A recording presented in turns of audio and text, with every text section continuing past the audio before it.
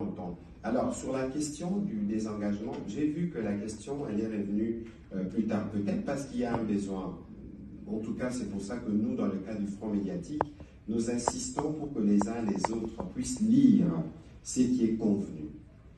Je veux vous lire ce qui est écrit dans l'accord, dans la partie qui concerne, parce que la première partie de l'accord parle de l'intégrité territoriale et de l'interdiction des hostilités.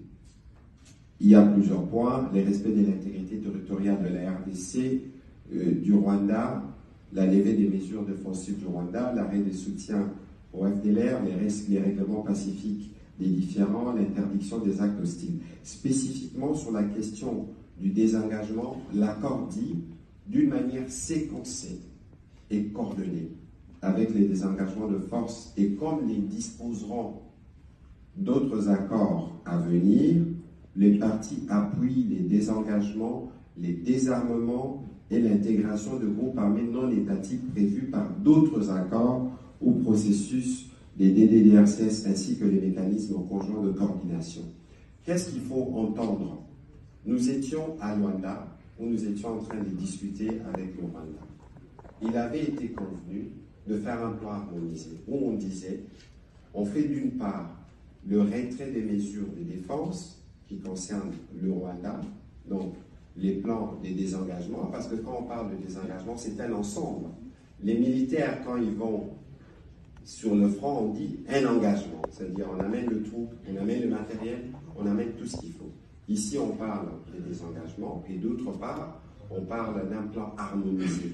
Le CONOPS, c'est un document établi par des états-majors.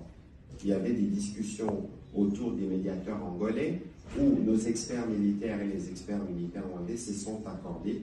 Et si vous lisez l'accord, il y a des annexes, notamment ce qui avait été prévu dans le cadre de ce CONOPS, qui spécifient. Alors, ici, les troupes rwandaises vont se retirer parce qu'on s'est donné des délais. On a mis en place des mécanismes qui doivent commencer à fonctionner parce que l'accord doit déjà donner les résultats de ce pourquoi il a été signé. Les mécanismes vont être mis en place parce que lorsqu'il faut désengager les troupes ou retirer des troupes, il faut s'assurer que les troupes étaient dans tel point, en tel nombre, et qu'on s'assure avec des mécanismes, qu'on vérifie que lorsqu'ils quittent, ils partent effectivement. On parle aussi des accords à venir. Il ne faut pas oublier que nous sommes encore à Doha en train de discuter avec le M23. Et dans la discussion que nous avons avec le M23, si nous devons repartir aux origines, le M23 est un mouvement qui est soutenu par le Rwanda. Et dans l'accord dit clairement qu'il faut cesser tout soutien. Donc il faut considérer que le Rwanda, en notant le soutien militaire au M23, nous pouvons imaginer ce qu'il en reste. Et bien au-delà, il est encore écrit dans l'accord que les parties peuvent s'engager dans les cadres de la mise en œuvre de cet accord de venir en soutien.